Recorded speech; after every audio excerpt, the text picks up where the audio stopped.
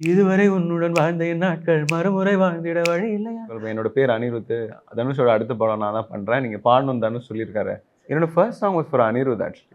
என்னோட ஃபினாலேல வந்து தனுஷ் அவர்களும், ஜிவி பிரகாஷ் அவங்க 2 பேரும் தான் வந்து கெஸ்ட்டா வந்திருந்தாங்க. ஸோ தே சா மீ பெர்ஃபார்ம் லைவ் அண்ட் ஸ்டேஜுக்கு வந்து பிரைஸ் கொடுக்கும்போது தே செட் என்னுடைய அடுத்தடுத்த படத்துல நீங்க பாடுவீங்கன்னு 2 பேருமே சொன்னாங்க. So 2 பேருமே சொன்ன மாதிரி அடுத்தடுத்த படங்கள்ல எனக்கு பிளேபேக் பாடுறதுக்கான ஆப்பர்ச்சுனிட்டி குடுத்தாங்க. அதுல ஃபர்ஸ்ட் ரிலீஸ் ஆனது வந்து 3. ஸோ அந்த போனிபோட ரீமிக்ஸ் தான் நான் பிளேபேக்கா ஃபர்ஸ்ட் பாடின ஒரு பாட்டு.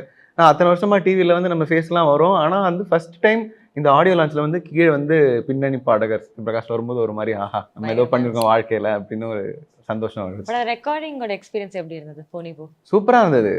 ரொம்ப ஃப்ரெண்ட்லியா ரெக்கார்ட் இப்ப கூட எனக்கு ஞாபகம் first time when he called நான் மதுரையில ஏதோ ஊருக்கு ஏதோ போயிருந்தேன். அப்போ வந்து இந்த மாதிரி கால் பண்ணாங்க.